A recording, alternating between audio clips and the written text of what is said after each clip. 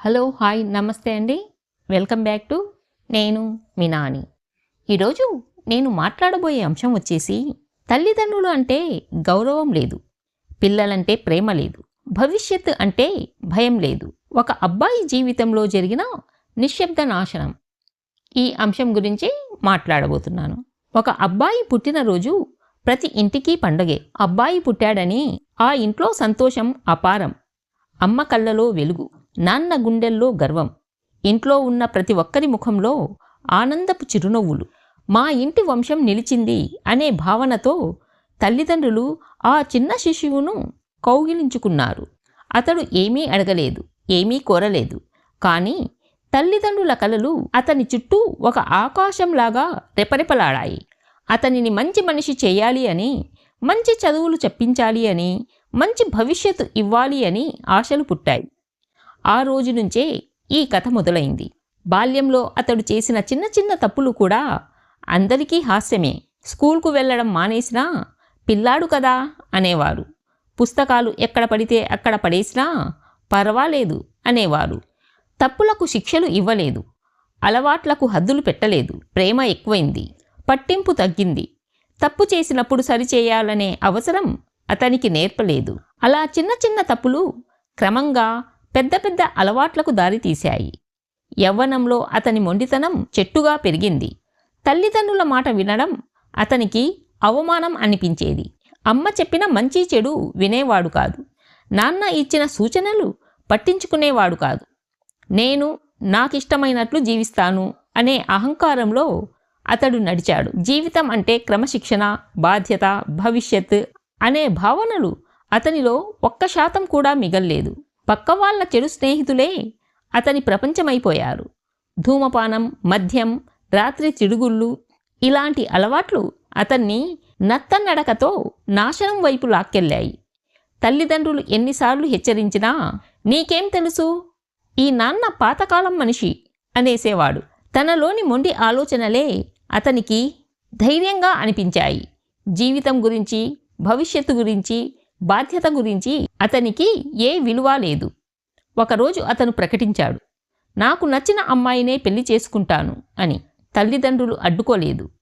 వాళ్ళు అడిగింది ఒక్క మాట, ఆ అమ్మాయి నీ జీవితానికి సరిపోతుందా అని.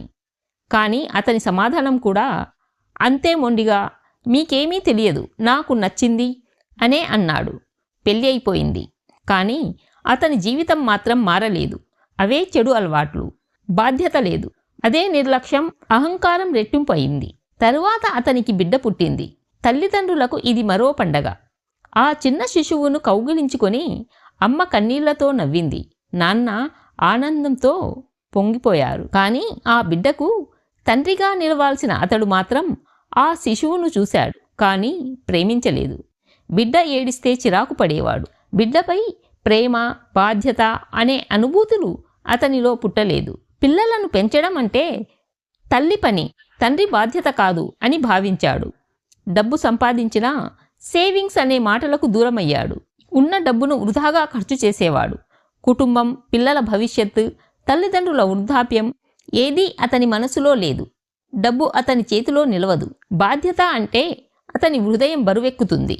తల్లిదండ్రులు వృద్ధాప్యంతో వంగిపోయారు. అతడు వారిని చూసుకునే మనసు కూడా పెట్టలేదు. వాళ్ళు ఇచ్చిన ప్రేమ, సాయం, బలమే అతన్ని పెద్దవాడిని చేసింది. కానీ అతడు వారికి ఇచ్చింది మాత్రం అవగాహన లేని మాటలు, గౌరవం లేని ప్రదర్శన. భార్య నిశ్శబ్దంగా కన్నీళ్లు కారుస్తుంది. పాప తండ్రి ప్రేమ ఏమిటో కూడా తెలియని పరిస్థితిలో పెరుగుతుంది. కానీ అతడు మాత్రం బయట తిరుగుతూ తానే గొప్ప అన్నట్లు జీవిస్తున్నాడు. ఈ విధంగా అతని జీవితంలో 3 ముఖ్యమైన విలువైన దశలు పూర్తయిపోయాయి.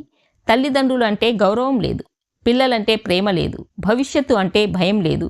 ఈ 3 విలువలు కోల్పోయిన వ్యక్తి ఎంత పెద్దవాడైనా, ఎలాంటి ఉద్యోగం చేసినా, ఎంత డబ్బు సంపాదించినా నిజమైన మనిషిగా నిలబడలేడు. తల్లిదండ్రులను గౌరవించని మనిషి ఇతరులని గౌరవించలేడు. పిల్లల్ని ప్రేమించని మనిషి ప్రేమ ఇవ్వలేడు. భవిష్యత్తుకు భయపడని మనిషి జీవితాన్ని నిర్మించుకోలేడు. ఈ కథ ఒకరి కథ కాదు. నేటి కాలంలో చాలామంది అబ్బాయిలు ఇలాగే ఉన్నారు. అతి ప్రేమతో పెంచి క్రమశిక్షణ నేర్పకపోతే పెరిగిన తర్వాత మొండితనం పెరుగుతుంది. తప్పులు సరిచేయకపోతే వాటి ఫలితాలను ఒక కుటుంబం మొత్తం అనుభవిస్తుంది. భవిష్యత్తు గురించి బోధించకపోతే పూర్తి వంశం బాధపడుతుంది. ఒక అబ్బాయి చెడుగా మారితే అతను ఒక్కడే నాశనం కాదు, అతను ఒక కుటుంబాన్ని, ఒక ఇంటిని, ఒక భవిష్యత్తును నాశనం చేస్తాడు.